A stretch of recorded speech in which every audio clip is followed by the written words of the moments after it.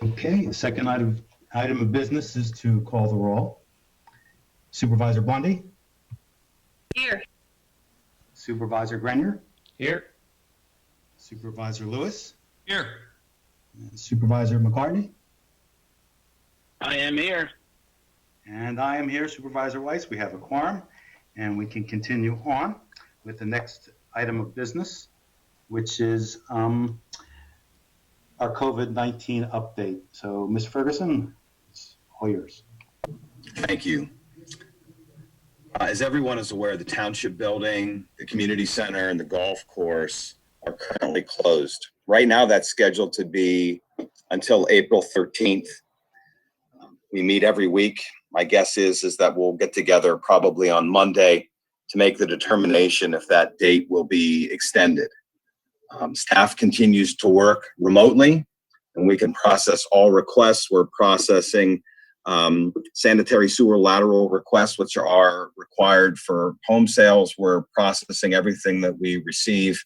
And we have posted on the website contact information and phone numbers so people can call in to get their questions, complaints, what have you, addressed. This is, as you had said, Supervisor Weiss, the first meeting where we've had this remote meeting. We have reserved this to be done on April 15th, and then in both May meetings if necessary. A couple of other updates. So the township is aware, and the board will be getting updated reports from me. We announced yesterday that we have waived all late fees and penalties associated with 2020 sewer bills up to and including the third quarter bill. So that would be for residents' bill that they just received that has a May 24th deadline date. That would include the bill that they would get later in the summer, and then the bill that would be due in late September or October. So for anybody in need, we'll certainly work with anybody that has issues, but our hope is right off the bat to waive those late fees. We are in the midst of examining a variety of other things, including what we intend to do with the township pool. Staff will be meeting in the next day or two to give the recommendation to the board regarding the possibility of whether it can be opened at all, whether it would be a partial opening, or whether or not the pool will have to be closed this year. This will be communicated within the next week. In the interest of watching our bottom line, we're not hiring summer workers for the park. We're not hiring summer workers for public works. And the full-time staff will be handling all those responsibilities over the course of this year. We have instituted protocols for staff regarding how they can get to the site. Only one person can be in each vehicle, things for their own protection and for the public's protection. We will not be hiring the full-time park and recreation employee that we budgeted to do this year. We did budget for 3 pieces of equipment in a fund called our Road Machinery Fund. It will be the intent of staff to present to the board a scaled back recommendation to only purchase 1 piece of equipment this year, and that be one that has to do with our salting and plowing season for a piece that has to be replaced. Finally, I have repurposed 2 staff members. We're now calling senior citizen households. We have lists of about 335 households. That's part of the Police Senior Partnership Program. I think the chief and I are extremely proud of the expansion of this program. We have 2 full-time staff people who are calling every senior household every week, and we'll repeat that for as long as this goes on. We've encountered households of seniors who are running low on food or need their medicine refilled, who are concerned about leaving the house. For those that we're particularly concerned about, we will do a wellness check with the police department with them. For anybody watching, if you have someone that you're concerned about, even if they're not a senior citizen, if they're special needs or have special circumstances, we'd encourage you. We have it listed on the website, but you could call 267-274-1101 or email cholmes, HOLMES, @lmt.org with their name and address and phone number. We will have a list and make sure that we check on them at least once a week. So that's what I have for now, unless there's some specific question you'd like me to address.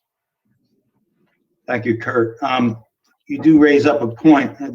Today, there's been a lot of traffic on social media about the sewer bills and the appropriateness of our rate increase.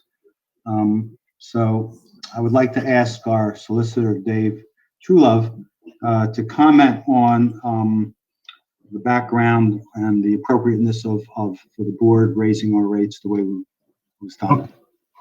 Can you hear me, Mr. Weiss? Sir. Okay. Yes, in 2006, there was a lease agreement, which is a successor agreement to one before, between the authority and the township. And to cut to the chase, essentially, the authority has been an advisory board, for lack of a better term, than a true authority since its inception. And the lease agreement in 2006 completely vests the township itself with the right to set rates and charges on the system. And this is also reflected in the fact that, for example, any employees who work for the sewer authority are actually paid by the township. Any financing that's done, that's been done over the years has been done by the township, not by the authority. So this is just a reflection of the fact that the township itself has taken over and has for years. This is not a recent event. The actual operation and the responsibility, which includes setting the rates and charges. Now, the authority is involved frequently in advising and reviewing a lot of the operations, including the charges, but they do not have the final say. They never have. They have been informed. They've always been informed at the meetings. In fact, this is part of the budget discussion last year, as it has been every year. But in terms of whether or not these rates were passed illegally, that's just not accurate. And I would also add that I know that there was a lot of sticker shock today for a lot of people, including in my house. But this was something that was discussed frequently in the last year, if not the last 2 years. And the authority was also part of those discussions as well. So, Thank you, hopefully David. that answers your question. I think it has. Thank you very much. Next item of business is community announcements. Dr. Weiss, can I say something, ask a question about the sewer rates? Of course. Thank you. Kurt, can you hear me? Sorry, just want to make sure. Yeah. I'm curious, given the situation that we're in, and I don't know how many projects we're able to do this year based on the idea that the governor has shut down a lot of road projects and a lot of other, I'll say just generally infrastructure projects, while others are allowed to move forward. Do we have any idea as to what sewer projects that were planned for this year we can move forward with? And if I'll ask two questions back to back. And if we know that, are we able to reassess our current sewer budget this year to see if there is an opportunity to reduce the overall percentage, because we won't be able to complete all those projects this year and then reassess for next year? Well, some of those projects are contributions that we make to MMA, which is a fixed cost, which I would say is fixed cost, is based on their capital projects, which are pretty much set every year. A good portion of that budget, about $5 million, is to pay for treatment that we have budgeted for. We have a pump station project that's underway that we literally are all the way to getting easements and having everything ready to go and have that bid ready to go. So that would be on the street literally as soon as we're able to move forward. The other parts of the project, parts of the budget that we would be moving on this year would be sewer lining. So, we have already targeted certain areas that we know we've been presented to both to the sewer authority, to the subcommittee, to the board, that we would target. So in the end, I still think we could proceed with those things. Frankly, I would be of the assumption then that if some of that stuff carried over, we would, I don't want to say double the efforts, but then we would pick up to do additional work next year to stay on schedule. I mean, as a reminder, the plan to line the pipes is essentially one that's going to take 62 years to get done. As was presented to the board during the budget, I still have concerns whether or not DEP is going to accept that as a reasonable time frame to begin with. So the thought internally is that we get those things ready to go with the idea that we would do the lining later this summer and the fall. And if that carries over, so for example, if we bid in the fall and that work carries over, we'll just have to carry that over and then conduct another project in 2021 as well. Kurt, by the next meeting, do you think you could have a sort of an estimate of what we think the revised project spend would be on the sewer projects and the status on each one?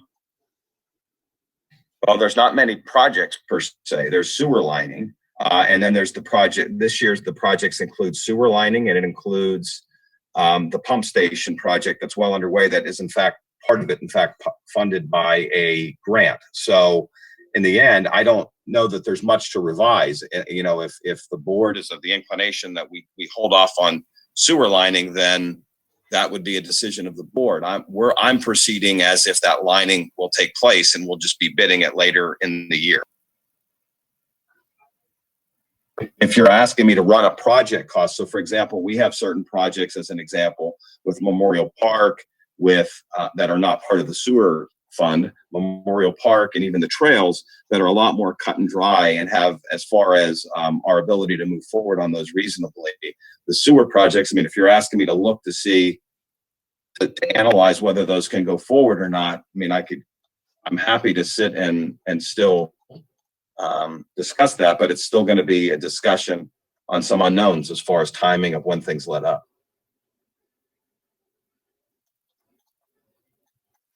Any other questions? Okay, next order of business would be a public announcements. I don't have any on the agenda. However, if any of the supervisors have an announcement to make, this is the time. Just raise your hand, you'll be recognized. Chairman Weiss, I can't raise my hand because I'm not on the screen. However, I do want to announce I got an email, I think we all did this week, from a resident, Jennifer Sullivan, who had sent out a flyer basically indicating that St. Ignatius was taking donations for anybody that was being affected by the virus. I do have the information, the address for St. Ignatius Church. The rectory is 999 Reading Avenue, Yardley, PA, 19067. And then there's also a number for Ms. Sullivan at 215-369-9262 if anybody's interested in taking up that cause. To add to that, if you're looking for something on Facebook, if you're on Facebook, St. Ignatius, I believe, is partnering with Neighbor in Need, and there's a Neighbor in Need Facebook page that provides that same information if you're following on Facebook.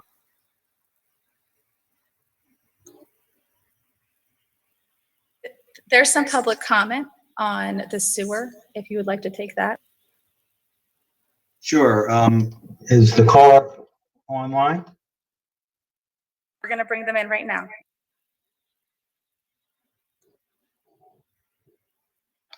Hello, caller. Just announce your name and give your address, please. Sure. Michael Taylor, 1116 Daffodil Drive, Yardley, PA. Hi, Michael. Go ahead and make your comment. Yeah, I just wanted to ask. I know that you guys just mentioned about the sewer bill, and I think it's great too that you guys have done the kind of pause on the payments and everything. I mean, that's totally unrelated to this, but I know, you know, someone mentioned it was kind of a sticker shock with the bill. I would call it more of an April Fool's joke here. You know, that when I got that sewer bill today. So did you guys know that it was going to be 37% increase? I'll take that. Yes, in our budget meetings at the end of last year, this was discussed. Our township manager gave a very in-depth presentation of the need for the increase, and the board actually approved the rate increase in December of 2019. I think from a resident standpoint is like, listen, I understand costs go up, but I think it just needs to be, you know, where else do we absorb that at? And I just wish there would have been other alternative means to try to offset that cost. You know, I think there's opportunities in the township that could have been better than just literally passing on a 37%. I mean, I don't know about you guys. I did not get a 37% increase in a raise last year. I would have loved to, but I, you know, maybe you guys did, but I just think that is really an egregious amount just to pass on at one time and not expect you're not going to get backlash from it. I totally understand. One of the I guess disadvantages of a small community, as well as one of the advantages, is that we have to be in this together. Our bills are all the same as everybody else's, and when the costs go up as they do, you know, it seems like it's only fair that the ratepayers, the customers, pay the bill. It's difficult to find, you know, in the financial condition we're in, to find other ways to pay for these increased costs. I think we all feel the pain of the increased bill. Each and every member of the board and the members of the staff that live in the township, and we're still looking at ways that in the future will mitigate future rate increases and get us back on track. Is there any opportunity, again, I know this isn't the forum to just rattle off the ideas that could change the cash flow, but, you know, trash hauling, for example, doing a corporate bid on that and getting someone to do that could easily be reduced trash by 50% and offset. So like I said, I'm just throwing out ways, and if there's a different meeting I can attend to do that, I'll be more than happy to come in and throw at least 3 ideas that I think that could have been other than just passing it on. We'll save that for a later time. Thank you very much for your comments. Thank you. Hearing no other further public announcements, we will go to the next item of business, which will be to consider the approval of the March 4th minutes. Make a motion to approve the minutes of March 4th, 2020. Second. All right, we got a motion from Suzanne and second from Daniel. If there's no further comment, we'll call the question.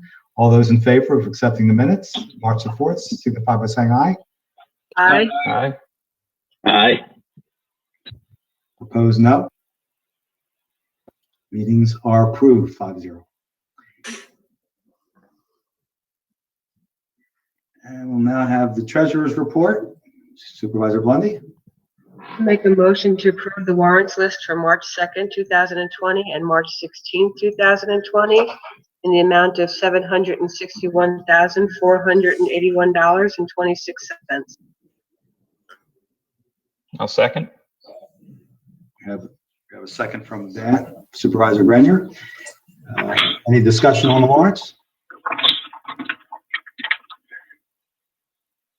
Hearing none, I'll call the question. All those in favor signify by saying aye.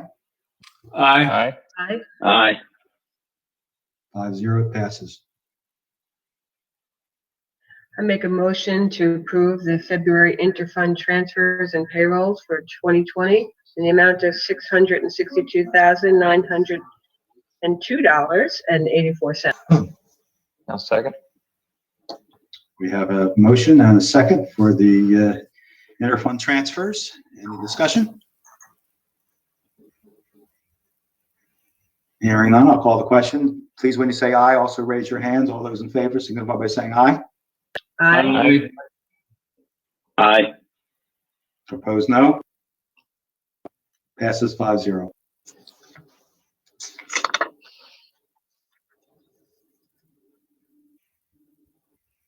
Next item of business will be the engineer's report. Mr. Pockle. Yes, hello Supervisors. You have in your pocket or packet, maybe your packet's in your pocket. In your packet, my engineer's report, and before I get to the highlights of that, I just want to go through the agenda item. We are recommending approval of the escrow release number 8 to Prime Custom Builders in the amount of $48,414.20. Upon release of this escrow, there will be a retainage in the amount of $68,935.61. The work out there this is the Estates of Sandy Run. The work out there is completed. The only thing that they're really waiting on is the notice of termination of their permit for the storm. It's basically Bucks County Conservation District signing off on the stormwater management system. We've reviewed it. We've reviewed the basin. We've reviewed the pipes, the inlets, all of the other site work, which the road is a cul-de-sac. It's not going to be dedicated to the township. So, but even still, the work is done. I checked the street lights myself. Street lights are working. So really the amount that we're retaining is well in excess of anything that might come up within the spring that they would have to address. So again, we're recommending approval of escrow release number 8, the Prime Custom Builders, in the amount of $48,414.20. So moved. There's a motion made. Will anybody entertain a second? Second. There's a second to the motion. Any discussion? Yeah, I'll raise my hand. Literally, I guess. Sorry, I just want to make sure you see me. Andy, since we're waiting on Bucks County, they're going to review all this same stuff. Is there any real push to release that until we get Bucks County to sign off on the same information? Well, they made the request approximately 30 days ago. We have to act on it within 45 days. So realistically, I don't know that we have any standing on rejecting it. The amount we've signed off on the work is completed. Like I said, we're still retaining $68,000 and change, almost $69,000. So that would cover anything that Bucks County would reject if they were to. So yeah, that's why we're recommending. Okay. Well, it's good that we know that there's the 30-day or 45-day requirement. Yes. As we wait for Bucks County. Thanks. Well, let me be clear. The 45, we as the township, as the board, you have to act on it within 45 days of them making the request. They made the request. I think the 45-day deadline is April 10th. So they've made the request in early March, and we're processing it here at this meeting. Okay. Any other questions or comments from the board? Any public comment? No comments at this time, but we can open up to public comment if you like, Fred. Sure. At this time, we'll open up the public comment.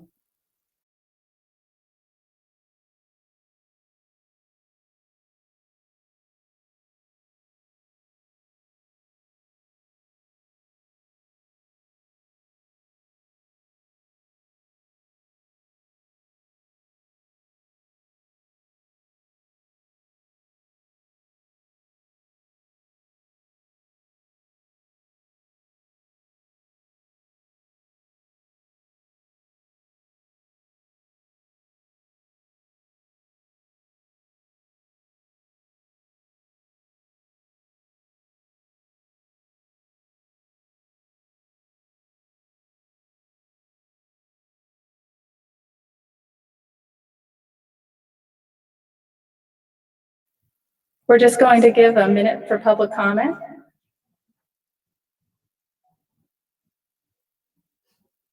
I'm seeing no comment. Thank you, Monica. We'll call the question. All those in favor of releasing the escrow signify by saying aye and raise your hand. Aye. Aye. Opposed, no? James, are you there? Yes, I was an aye. 5-0, escrow is released. Thank you.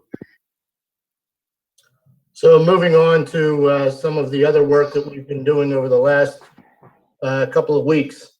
After the governor issued his shutdown order, we went around to all of the current construction projects and talked with the site supervisor, and we issued items that they have to address, items that they had to address immediately in order for public safety.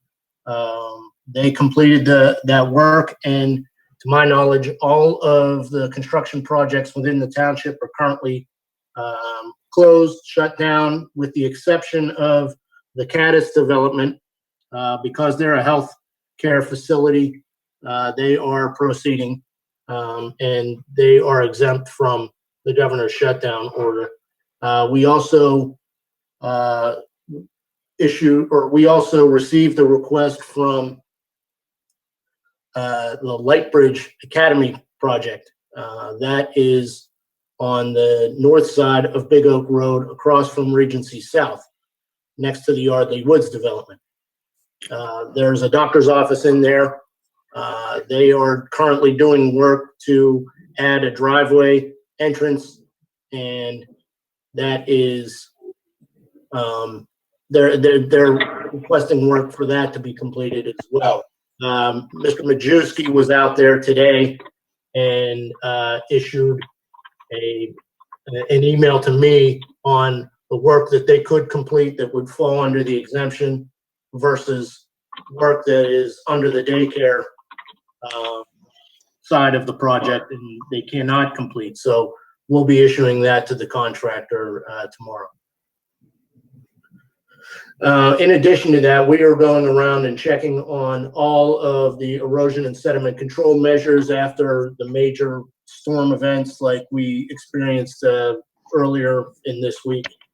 We were out checking all the construction sites that were closed down that might have had some erosion and sediment control measures that were failing, or so we're inspecting that just after major storm events. We're not routinely checking it, but after major storm events, and other than that, we opened bids for the bike path on March 26th. We are still currently evaluating where we are with the bike path project, and we'll be talking with staff concerning that and where we stand with that. So that's all I have. If there's any other questions, I'm happy to answer. Any comments, Supervisor Grenier? Yeah, Andy, I know it's still early in the construction season, but one of the things that we're not allowed to do right now is road work. So I'm just curious, and Kurt, this may be for you too, what our road program looks like for the foreseeable future, given our current circumstance. Okay, so the road program, we have received the contracts from the contractor. They signed them, returned them to us. We submitted them to the township. I believe Kurt received them. I'm not sure though. I didn't confirm.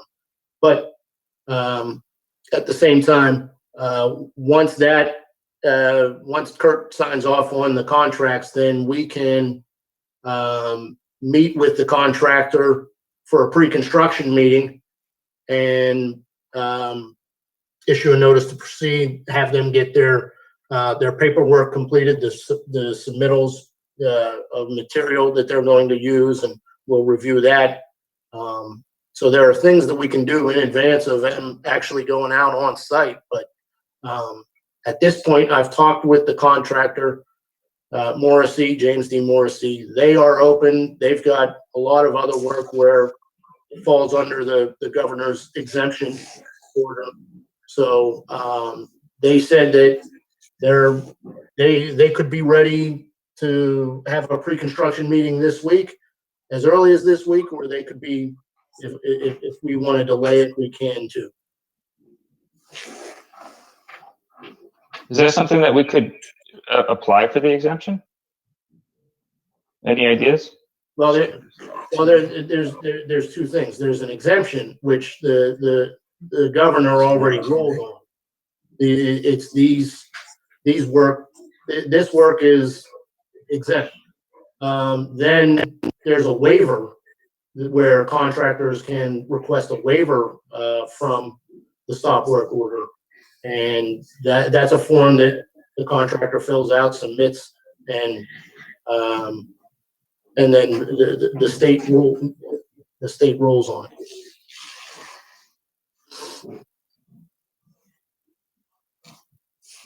Okay, any other comments, questions? Thank you, Andy.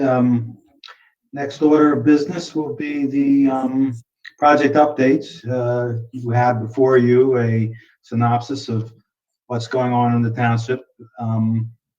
Is there any questions or comments about these projects on the agenda?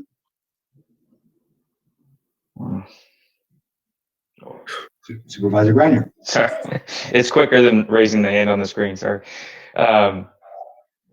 Kurt, getting back to what comment you made earlier when we were not the sewers, but when we were talking about the sewers, there's a lot of projects that we're looking at this year that, you know, we're still early in the construction season, right? So there may be a chance to proceed with some of these. I'm curious if you have your finger on the pulse at this point, or if you not quite yet, as to which projects that are on this list or others that may get shifted, or we may need to come up with a mitigation approach to address the projects, if any. Yes, there will have to be something put in place. As I had indicated, you know, we're looking at what our programming is going to be for Park and Rec this year, including the pool, including summer camps, and a variety of things.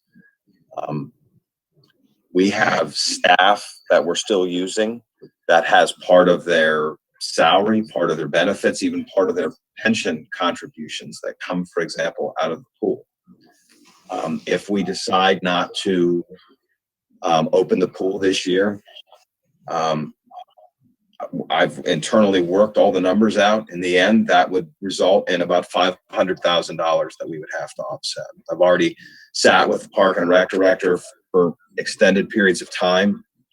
And as an example, we have the Memorial Park project. Last year, we set aside our $250,000 match that we set in a recreation capital reserve fund. The grant itself doesn't expire until December of 2021.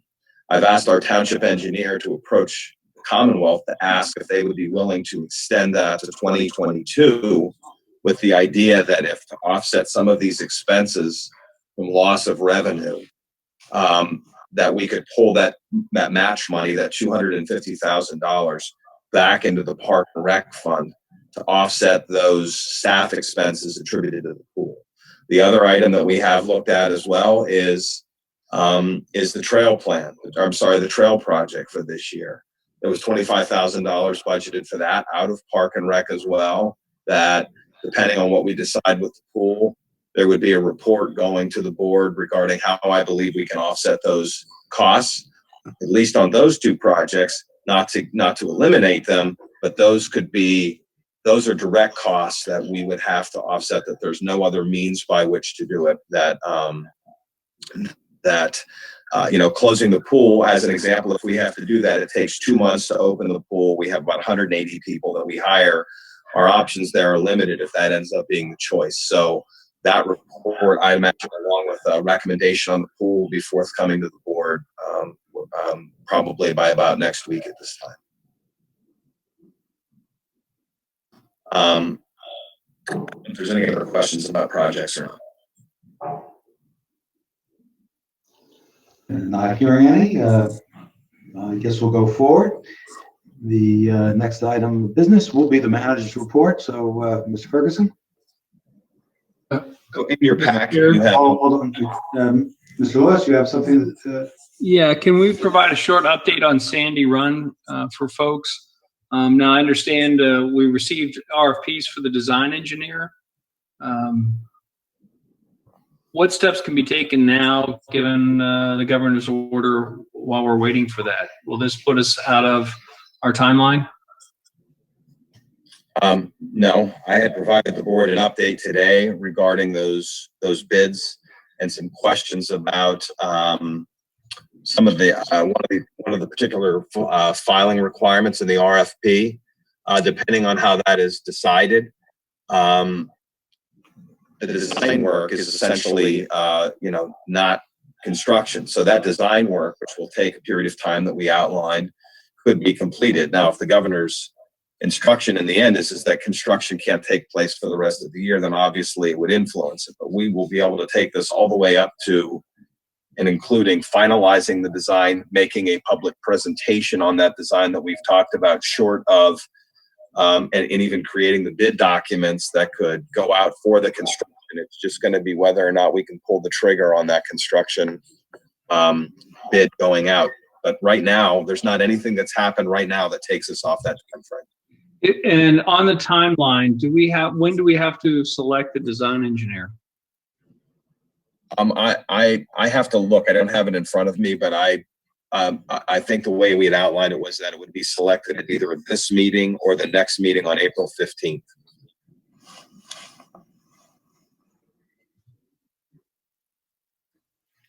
Is that all the questions? Yeah, that's all I have. Thanks. So you have in your packet a memo from our Public Works Director, Greg Hucklebridge. Every year we participate in consortium bidding for road materials.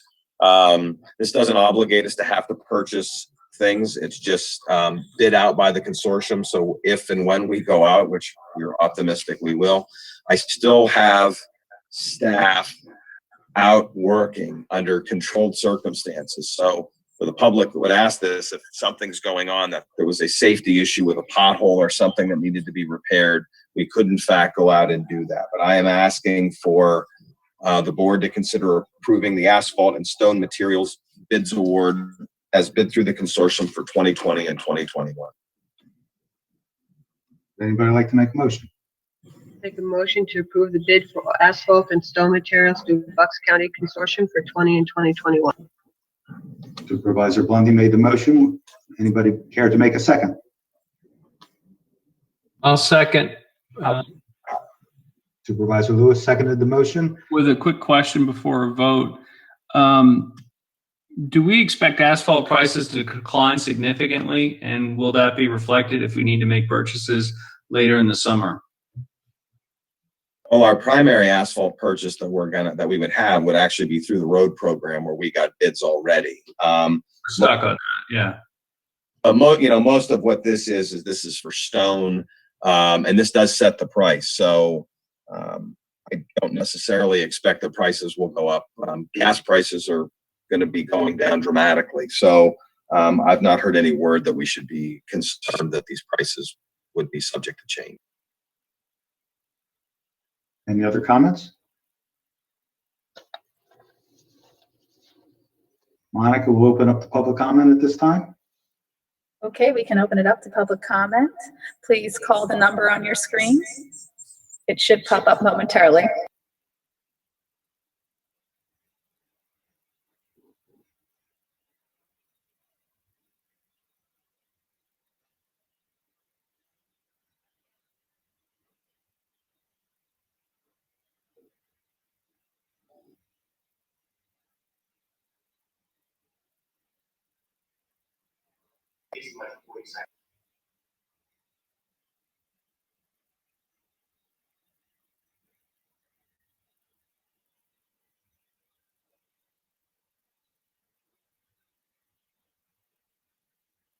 Give another moment for public comment.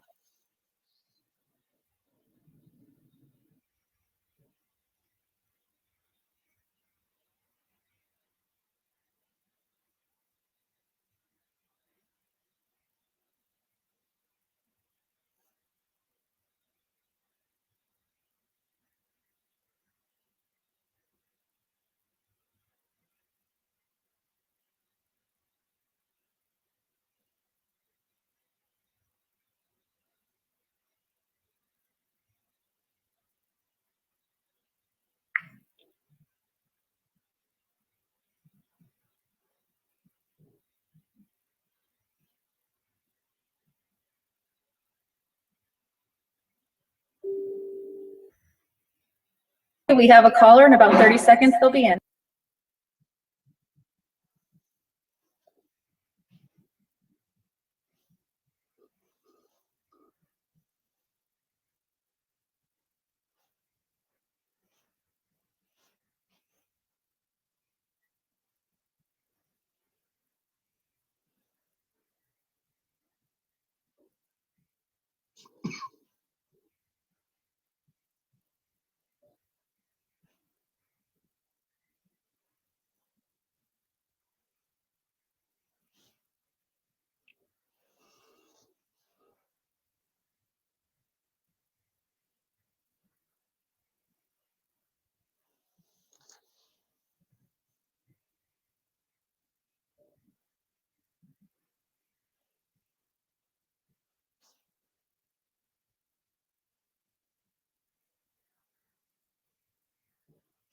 Okay, our caller Stephen is coming in right now.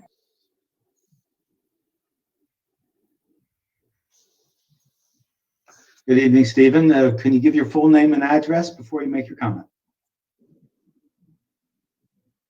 We're still patching him through.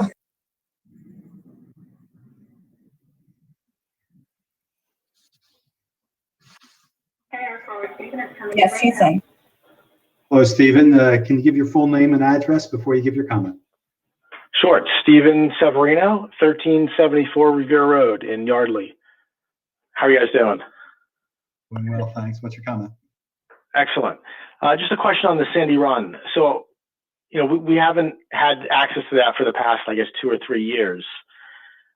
Versus, I guess, spending the $800,000 or whatever it might cost in this. Have we looked at just holding off on this entirely, since it is a temporary solution, and since we are kind of in a rough situation here between obviously everything that's going on, and obviously some of the other situations with the financial issues across the town? Why invest in this now? Why don't we just hold off for another? We've waited this long. There's really no urgency to put this temporary solution in. That's not going to really fix the problem. Stephen, you raise a good point. However, this is a comment on the motion before us about approving the road bid, the asphalt and stone. I would ask you to call back in a few minutes during non-agenda public comment, and we can address that a little better. You got it. Thank you. Any other public comment, Monica?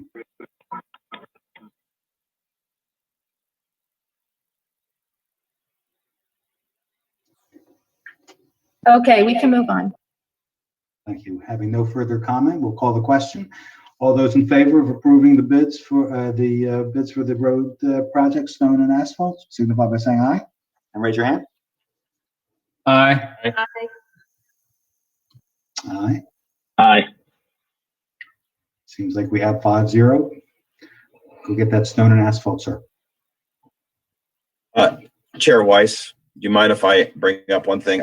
I'm not sure it's sitting here on the agenda. I have a lot of paperwork in front of me, but Chief Caluzzi is obviously part of this meeting, and one of the items that we had discussed was bringing up and approving the emergency declaration that has been done. I don't know, Chief, if you want to talk about that for a bit. Sure, Kirk. Can you hear me? Okay.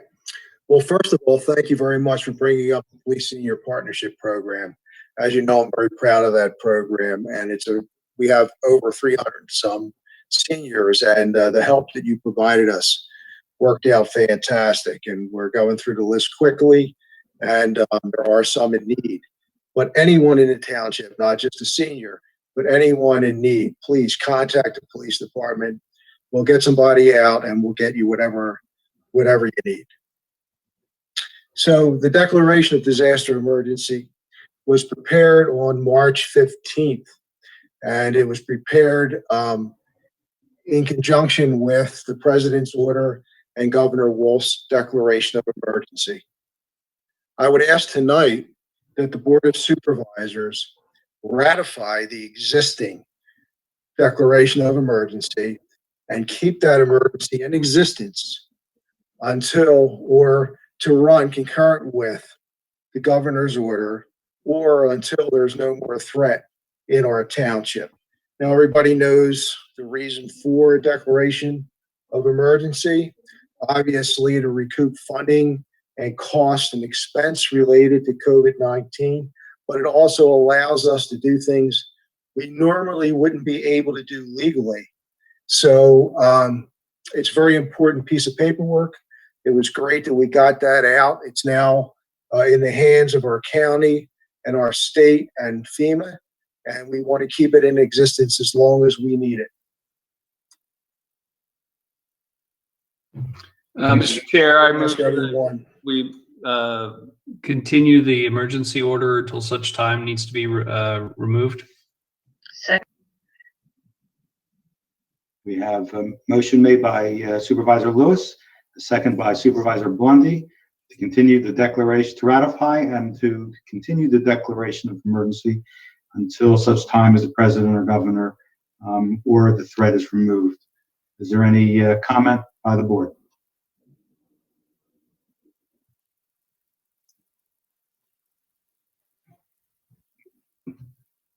Hearing none, I guess we should open it up to public comment.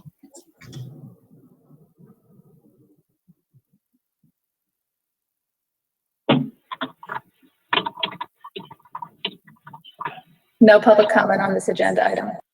Thank you, Monica. Hearing no further comment, I will call the question. All those in favor of the motion signify by saying aye and raise your hand. Aye. Aye. Aye. 5-0. Motion passes. Thank you. Thank you all. Thank you, Chief. Next item on the agenda is our solicitor's report. So, Mr. Truelove. Thank you, Mr. Chairman.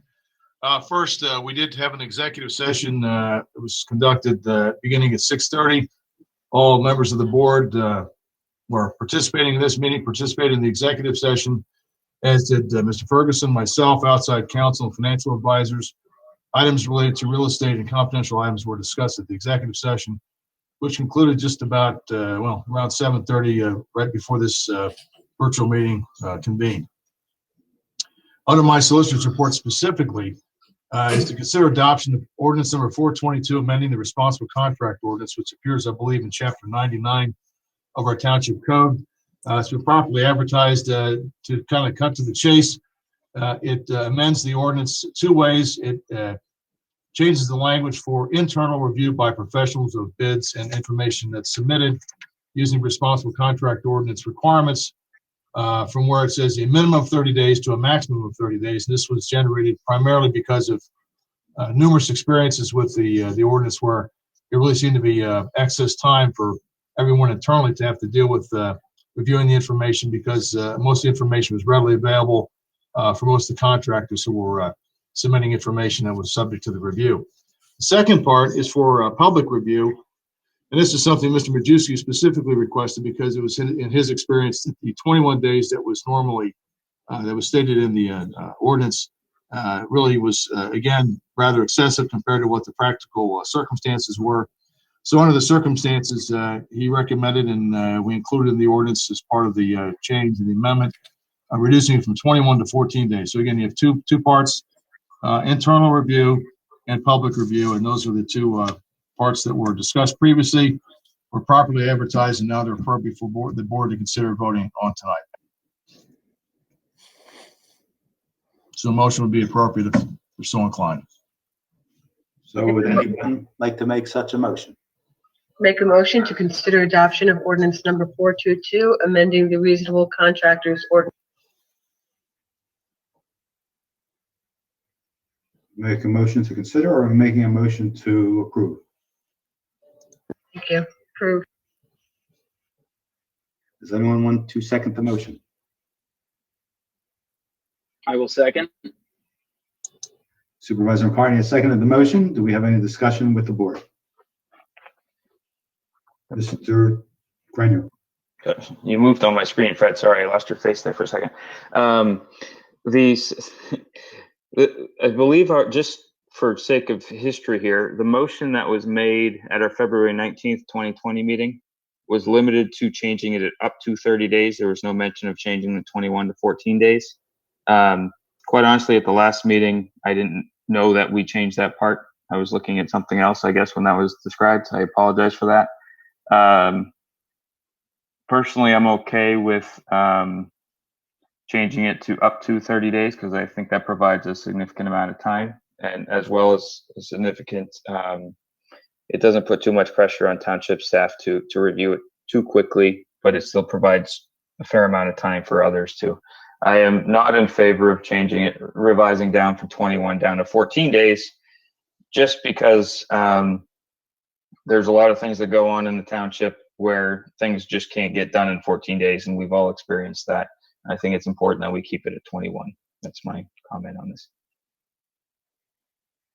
Is there any discussion from the board? The primary reason for the drafting was to give us the flexibility in cases where we needed to move quickly. I'm okay with the 21 days if as a driver, so I'm flexible with that if we wanted to make that amendment. Would that change the anything that would be of issue for us, Solicitor Truliff? We would have to re-advertise in that circumstance because that would be considered a substantive change. Although it would not be an amendment anymore, but since it's been advertised as an amendment, we'd have to re-advertise where it'd only be the one change that would be included. So it's up to the board how you want to do that. Supervisor, I mean, I don't know why I always want to make you a supervisor, Dave, but Dave, you indicated that Jim Majewski had commented on that section. Could you elaborate on that? Yeah, that was his specific input. I mean, he had input on the other part too, but he commented specifically by email and otherwise that was his, in his experience, his preference. You know, I don't recall. I'm sure I had a conversation with him about it. I don't recall the specifics, but the essence of it, as I recall, is that they found that the time for the public to review was, if anybody's really interested in the public, it's usually other contractors. So, and they will come to look at it within a shorter period of time generally. So, that was his rationale, as I recall. If he's watching, he might be able to offer some input via text or some other way. But that's my recollection, at least at this point. If I could also weigh in, I think part of the question as well was that 21-day time frame, depending. I know that there are meetings that could take 3 weeks, or we have several times a year that there's 3 weeks. But with that 21-day period, depending on when it falls, in and of itself can become 30 plus days as well. I think the point that was discussed amongst staff and at the time was, remember, when we do this review, there's 2 processes. There's going to be the process to review, and then the process where the board is going to actually sign the agreements to push that forward. So in the end, going from, we still could hold off if a resident raised a concern from signing that agreement until it was resolved, because that's not a staff signature, that's a board signature and a board approval as well. That would, in and of itself, give the opportunity to hold off longer if a resident raises a legitimate concern that needs to be investigated. Supervisor Blundy, would you entertain an amendment to your motion to change the public inspection period from 14 days back to the original 21 days? You're not persuaded by that? Yes, I would. Yeah. Okay.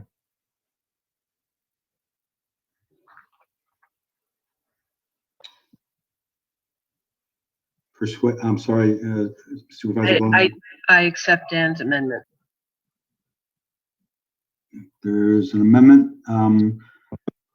So if I can make it, so this is to retain the current language with the 21-day public review period. Is that correct? Yes, that's my request. Okay. To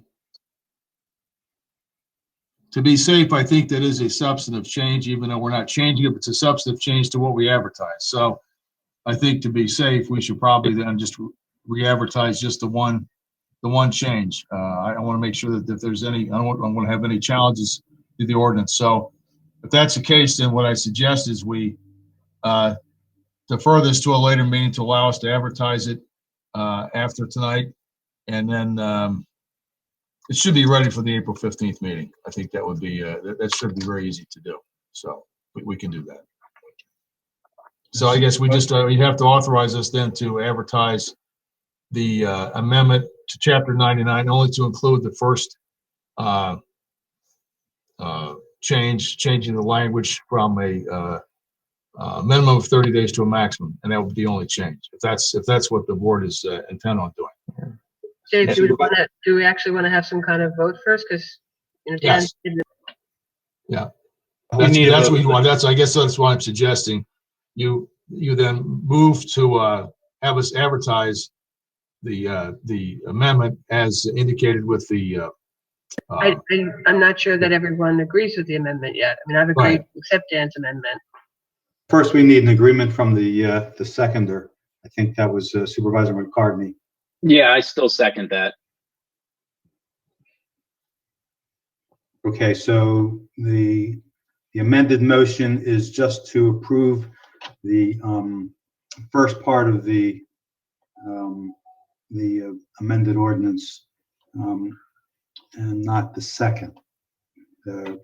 So change the wording to up to 30 days for the first part and retain 21 days.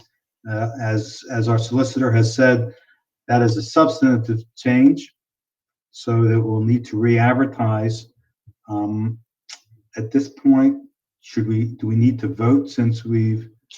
You want to vote on the amended motion now, just to retain just the one change, and then if that passes, then have another vote to authorize us to re-advertise with that one change.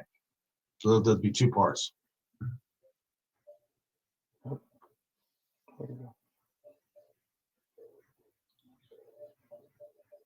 Hearing none, I'll accept public comment at this time.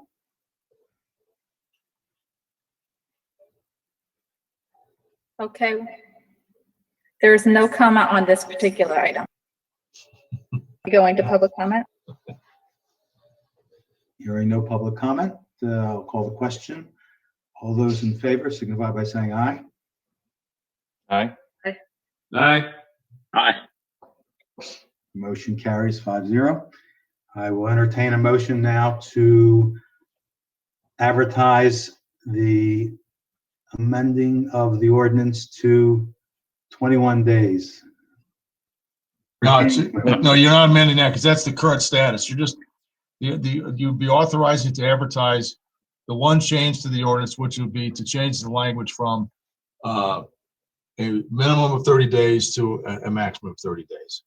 This is for the internal review. I understand. Do I? I'll make that motion. So I'll make a motion to advertise ordinance 422 with the single change in item number 2, changing it from at least to no later than 30 days. Do I hear a second? Second. Seconded by Supervisor Lewis. Any further comment by the board? Any further public comment?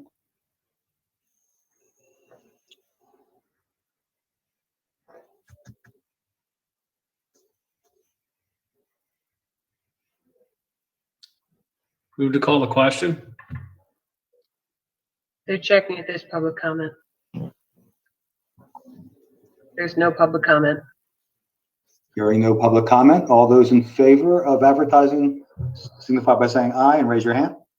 Aye. Aye. Aye.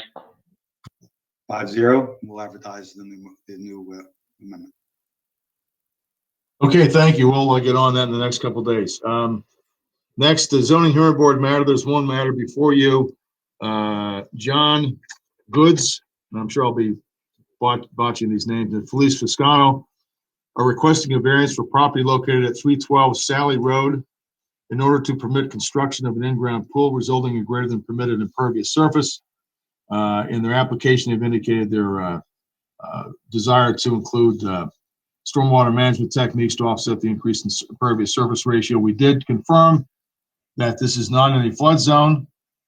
So generally, if they're in a flood zone, we usually participate. If they're not in the flood zone, generally we defer to the zoning hearing board, as the zoning hearing board has tremendous experience in addressing these issues. Our recommendation is to defer, but we'll throw it to the board if you want to defer. There's no vote required. If you want to participate, we would have to take a vote. I say we defer. I'd actually like to participate. I'm looking at the FEMA flood maps now. They are mapped within a 500-year floodplain, which is now referred to as the 0.2% chance versus the 0.1, which is the 100-year, with a floodway elevation that goes through their neighborhood. So I don't know what the topographic elevation is of the specific home, but there's a chance that they would be that this could impact the floodplain. So you want to make that motion, Mr. Grenier, to have us participate? Sure. I'll motion to participate in the zoning hearing board review of the Goods and Fascano variance request for 312 Saley Road. I'll second that. We have a motion by Supervisor Grenier and a second by Supervisor Lewis to participate in this zoning issue. Is there any comment by the board? Hearing none, is there any public comment? There's no public comment on this topic. Hearing none, I'll call the question. All those in favor of participating signify by saying aye and raise your hand. Aye. Aye. Aye. We will participate. Thank you. Okay, thank you. Finally, at least for me tonight, at least until we get later in the meeting perhaps, two matters under zoning inspections and planning.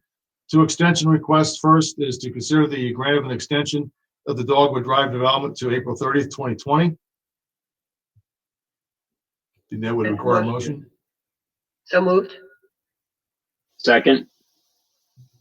There's a motion made by Supervisor Blundy and a second made by Supervisor McCartney to extend. Any comment? Aye.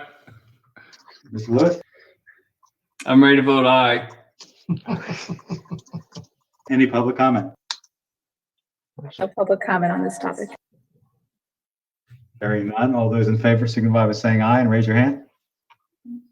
Aye. Aye. Okay, thank you. The other matter is consider accepting a grant of extension of the Capstone Terrace development to December 31st, 2020. So moved. Second. The motion made by Supervisor Grenier and a second by Supervisor Blundy. Any public comment? Hearing none, the question, all those in favor signify by saying aye and raise your hand. Aye. Aye. The ayes have it. We shall extend. Thank you. That's all I have. Thank you, Mr. Trulove.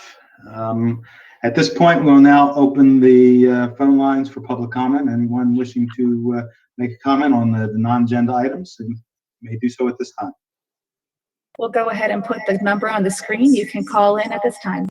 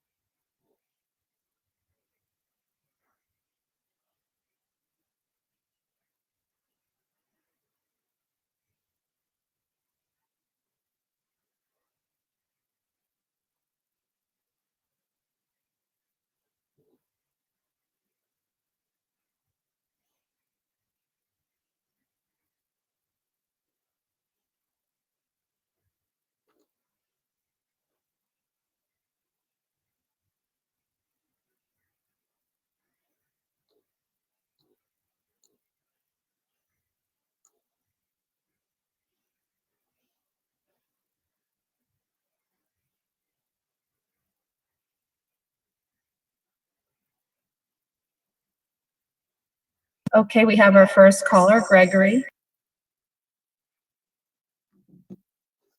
Hello, Gregory. Give your full name and address and make your comment. Hi, good evening. My name is Gregory Eggert. I live at 561 Keswick Drive, Yardley, PA. I had a question for, I guess, the board and then for the chief of police regarding the emergency ordinance that you guys passed. I tried to call through, couldn't get through that easily.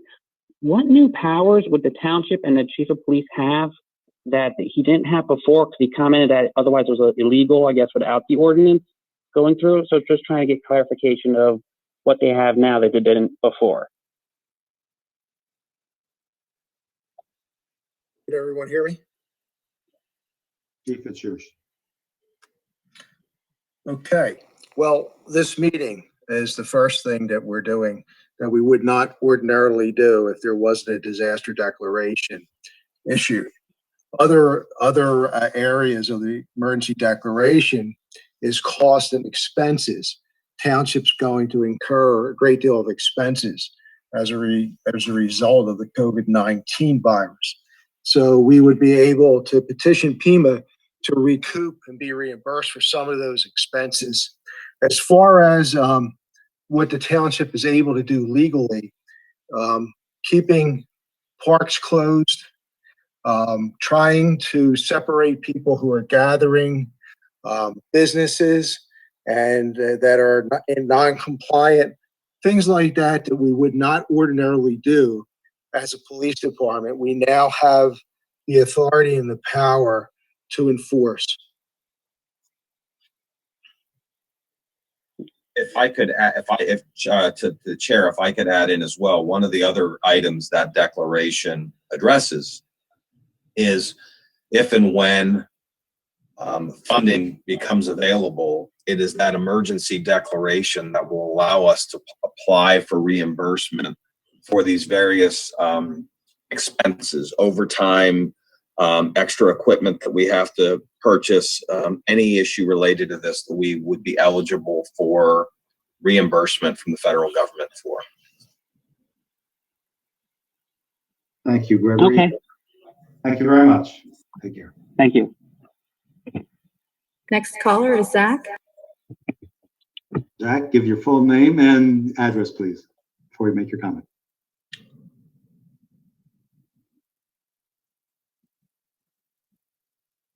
Zachary Rubin, 1661 Covington Road. Can you hear me? Sir. Yeah. I'd like to commend the board and the township's manager for providing this format to reach the public.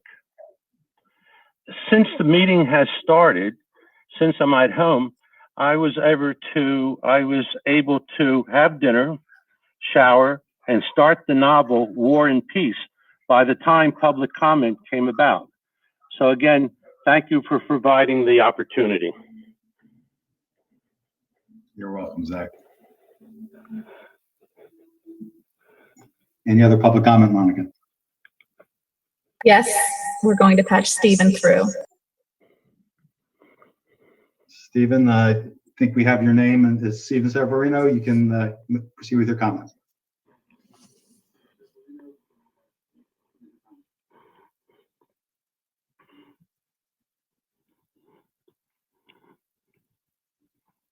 Stephen, are you there?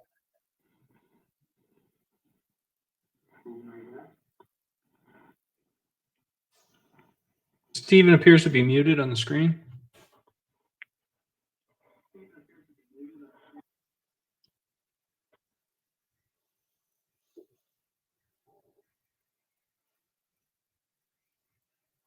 Can we get Stephen unmuted?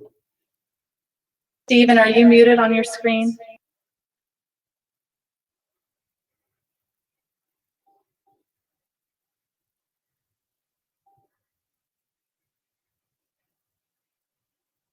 If I recall, his question had to do with Sandy Run and the necessity for He's going now through that unmuted. project now. Can you guys hear me? Hear you now, Stephen. Go ahead. Oh, yeah? All right.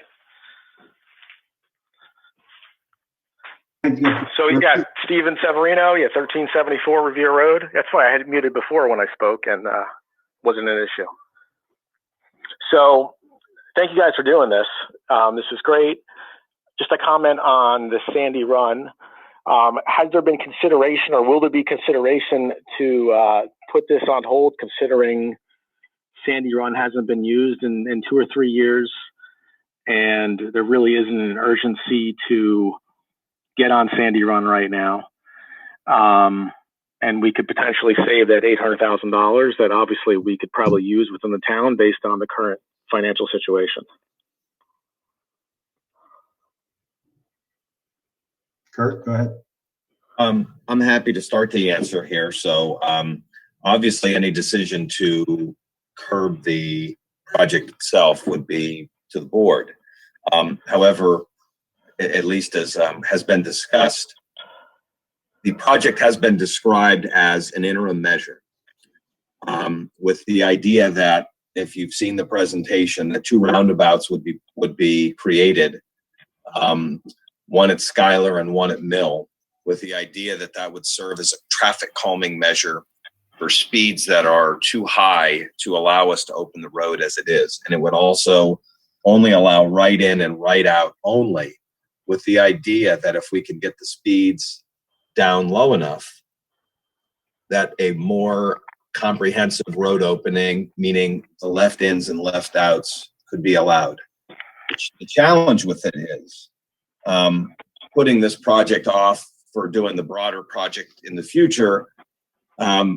It would be an indeterminate amount of time. I think the estimates right now that our traffic engineer are looking at would be the broader opening, which would involve raising Sandy Run Road higher to change the sight line, curving down the hill coming off the train tracks, would be somewhere between $7 and $10 million.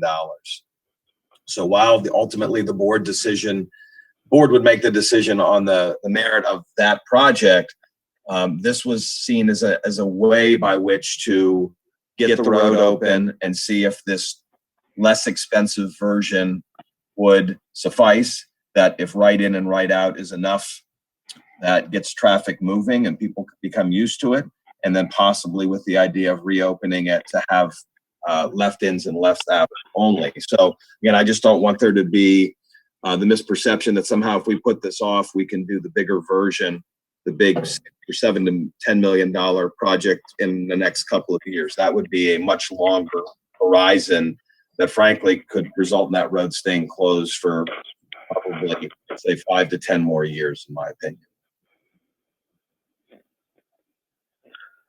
Anybody else? So obviously stuff has changed, I guess, within the last few months. Obviously, now that we've revealed that, we're not in a very strong financial position as a township, and obviously there's some global issues going on as well. So that I thought that would potentially move us to obviously not spending this kind of money on a temporary solution. Again, I'm the manager here, so I understand your point. That would be a discussion if the board would want to have on the merits of continuing on based upon what you would say. That is definitely something. Supervisor Rayner. Yeah, Kurt, and this is something, Mr. Severino, is sort of along those lines, but more of a global comment than I think Kurt is more aware, our township manager is more aware of this than really anyone is, because he's looking at the projects and our finances literally every day. As we make our way through this health and, as it were now, a financial crisis that's going on, and Kurt, I'm not going to put words in your mouth, but I know you're reviewing literally every aspect of the township's finances right now, or projects and otherwise, to make recommendations, determinations, etc., as to things that may need to be put on hold, schedules that may need to be changed, other items that, for example, if the pool doesn't get open, how we address those, the golf course, etc., how we address those financial items, and how best to do that. And I don't want to say everything's on the table, but we have to figure out how to do that. And if this is in his analysis, which you can't do overnight, if this is something that we need to potentially readdress, I'm open to doing that, but I still want to get the road open. So, well, obviously, yes, I'm spending every day looking at the situation. We are in a bit of a different situation, our township, compared to many of our neighbors. Many of our neighbors are struggling with getting their hands around what the financial impact would be, because they have an earned income tax. And that earned income tax is a volatile tax that can change dramatically, especially if we see layoffs that are anticipated. The township's tax base here is driven much more specifically on property taxes primarily. Not that those could be impacted, but roughly 55% of taxpayers in Lower Makefield have their taxes escrowed, meaning it's been collected for the past year before this happened, for the most part, and those payments will come in. The volatile taxes that we do have to be concerned about is that we did budget about $1.3 million for real estate transfer taxes, which is the half of 1% that we get on each property sale. This past year, I believe we had about 550 property sales in 2019. January and February this year were decent months on average of what we would expect, but we'll have to see where that number comes out. So, if that number is impacted by 50%, that is $500,000 or $600,000. We will need to figure out where we offset those expenses. I think the park and rec expenses that I've mentioned already in regards to the pool, and we're not going to be hiring, and we're scaling back other capital expenses like equipment will certainly help. And there will be a broader discussion that I will have the board regarding measuring that impact and what those options would be to address it. So I'm not prepared to do that this evening. However, I'm going to be coming up with sort of ranges of impact that we believe we can see and what that translates to. So as an example, the RFP that Supervisor Lewis was just discussing is for April 15th. This is an important project, and it's been discussed in the town for a number of years. And I think that there are those that are anxious to see that road reopened. And we'll have to evaluate all those options that I will be getting to the board soon. And I would say I'd like to have at least the first pass of that prior to or as part of the April 15th meeting. Stephen, thank you very much for your comments. Next caller is Richard, where we're going to patch him right through.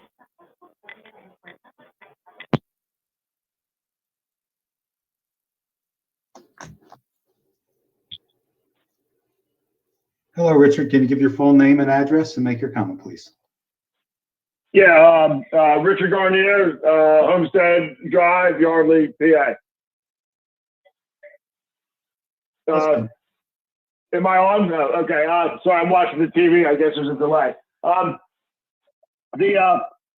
You mentioned that the COVID-19 is costing us money, and I kind of have two questions. And I don't know if you were talking about on the Sandy Run thing, but how is the COVID-19 costing Lower Makefield Township money? And if it is costing money, well, I mean, can you just let it go? I mean, well, and then my other question is, why can't you, like every other private industry, cutting their costs? What are you doing to cut costs right now? And one, you could cut costs like just put a breakaway train on Sandy Run Road so an ambulance can get through, and just leave the road closed. We get along fine without it. But so my questions are, what can you do to cut costs? And what exactly is costing more with the COVID-19? Thank you. Thanks for your comment, Richard. Kurt, do you want to respond? Sure, I can respond, and if necessary, I'll pull the chief in as well. So obviously some of these costs that come in, first there's cost the other way. There's revenue that's cost to the township if economic activity is decreased.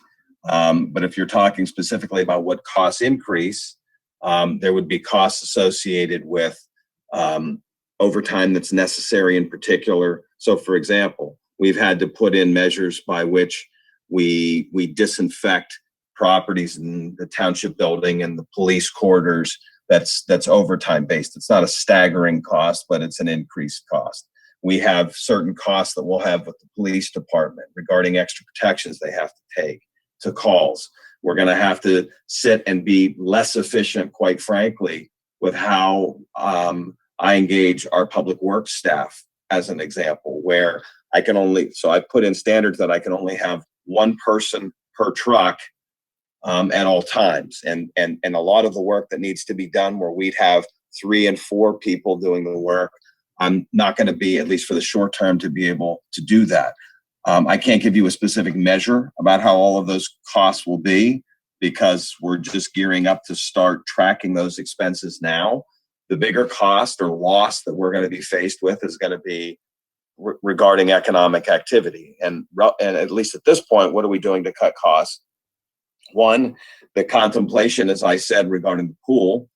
That pool is, and the reason the pool is challenging is that pool is self-sustaining. So we need all of the members that we have to pay for the costs, and it's about $1 million. So if and some of the costs that we have are assigned to the pool. So I have staff time that's assigned to the pool that does other things in the township. So what are we doing to reduce those negative numbers? We're talking about scaling back, not purchasing equipment. We're not hiring any summer workers to help mow the parks. The full-time staff will be handling that. We're not going to be hiring workers to work in the basins and to do the other work that assists with the public works department. Those full-time guys will do that. We're looking at possibly holding off on projects like whether it's the trail plan or the memorial park plan that will be presented to the board, that we're looking at all of these things. We do continue to work remotely. Frankly, the staff that we have now is very lean. So it's not like we have a lot of excess. The police are at ideal capacity to handle the calls that are coming in. I only have 11 public works employees for 130 miles of roads. We have 1 building inspector, 1 code enforcement officer, 1 or 2 secretaries. So the goal here is to get them engaged to keep doing everything that we've been doing because we are lean. So we will continue to look for those savings, and that'll continue to be a point of discussion as we go forward. Thank you, Kurt. Monica, is there any other public comment? I think we're going to go ahead and put the number back up, let people call in, and after a couple minutes, we'll move on.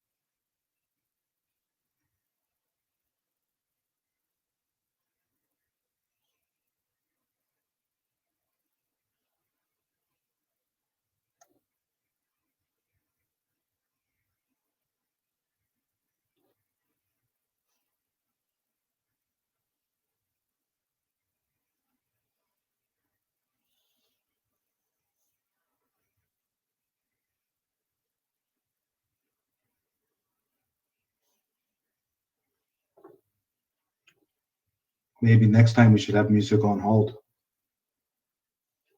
I'm willing to sing. Maybe a little Irish dancing. Just can't move your arms. I do have jazz on the background here. I could turn it up for everybody. We know we're live. We think we're funny.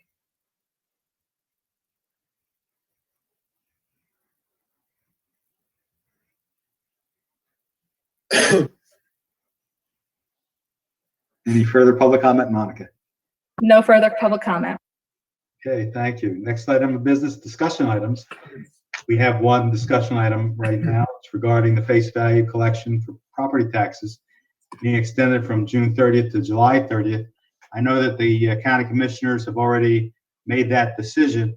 However, it might be wise, it might be prudent to discuss the Pennsylvania Association of Tax Collectors recommendation that we agreed to extend to December 30th. So if any of the supervisors wish to comment on this possibility. May I bring up one thing? Development. So I just forwarded an email. One of the area managers had sent out an email that I sent, that I got today, that the county commissioners, the message I had sent you originally was the commissioners were considering extending that period from the phase period from June 30th to July 31st. Then they put the word out that they were contemplating taking that all the way to December 31st. They've now scaled back the willingness, at least the expressed willingness at this point, to do that back to July 31st. Now, the reason that becomes relevant is, you know, as you're aware, the county bill and the municipal tax bill are on the same bill. So the ability to have layered dates becomes much more complicated as far as how a tax collector would be able to manage that. So the most recent word is that the county is contemplating at an upcoming meeting passing, and it would have to be soon, obviously, passing a resolution to extend the phase period from June 30th to July 31st. And that any such legislation, they would, the Bucks County, the Managers Consortium and Bacado would make that resolution available to the board if we wanted to participate along with the county to have that collection to July 31st. So I guess then the discussion would be to participate in this resolution. So I think that's the discussion as far as what the board thinks about that. I think what they will be distributing would be a standardized resolution that, you know, that we could participate in once they pass the resolution to do that. Then they would ask if there are Bucks County municipalities that would like to pass that resolution on with them, so the tax collectors would have in those towns would have the same due date for both of those taxes, so it could be implemented. So I don't know how the board feels about extending it. However, I'd suggest at this point you have the discussion. We wait to see that the county passes it. We get the standardized resolution, and then maybe we shoot for the April 15th meeting if they move that quick, or at worst, depending on when they're done, the first meeting in May, which I believe is the 3rd. Yeah, I would strongly support following the county's lead on extending the penalty period. And I think it was a smart move. Remember, folks who are looking for the 2% discount can still get that before April 30th. So if they're able to do that, they should definitely do that.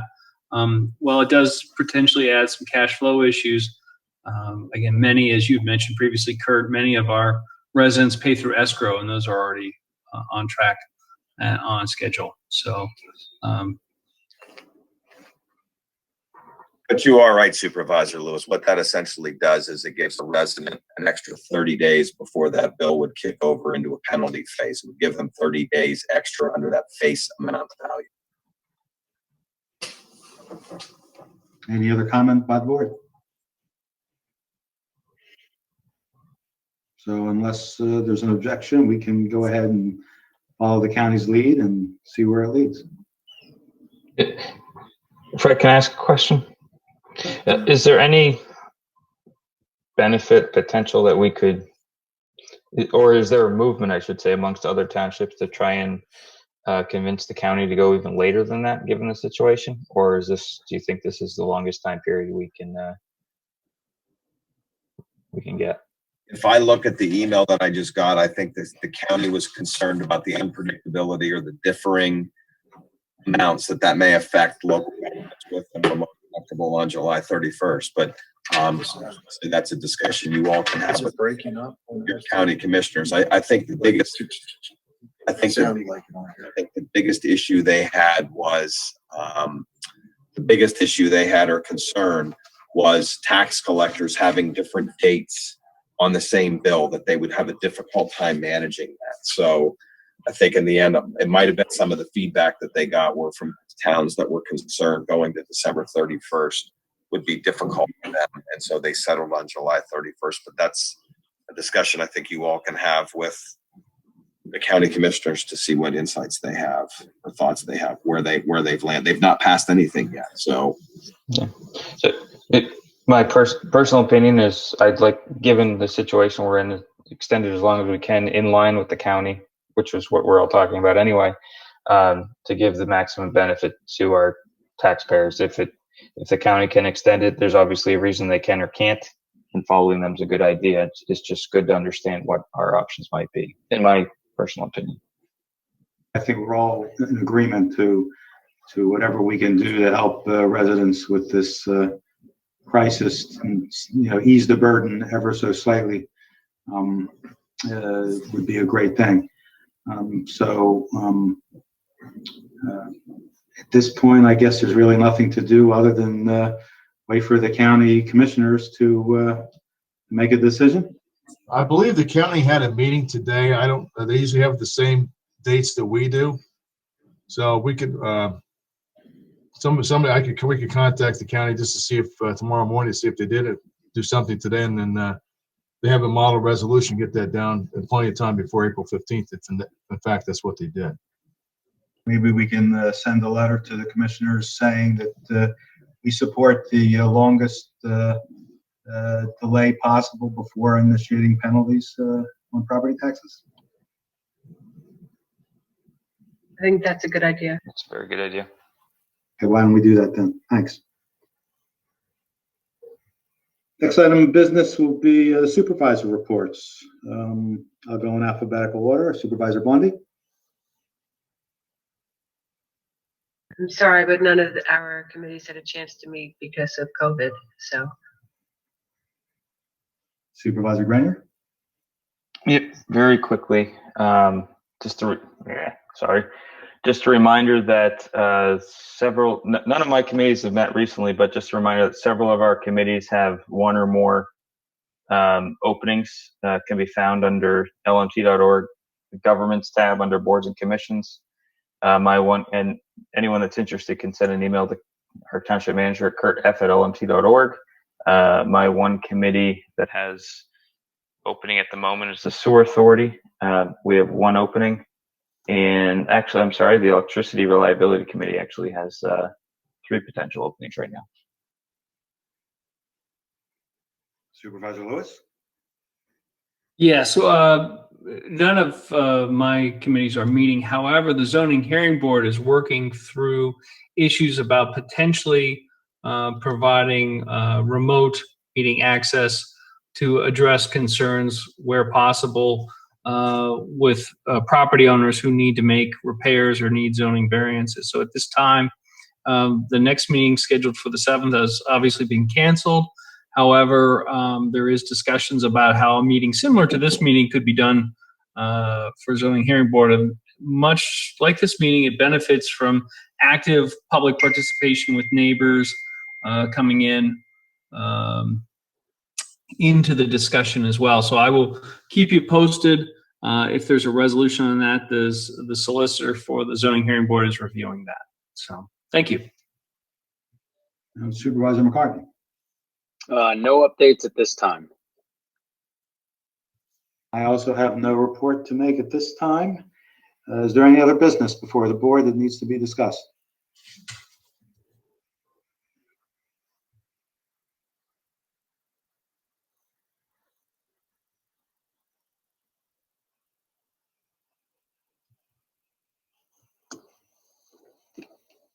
Did we lose Fred? Oh. There being no other business, I will adjourn the meeting at this time. Thank you, everyone, and hopefully we'll meet like this, if not in person, on April the 15th.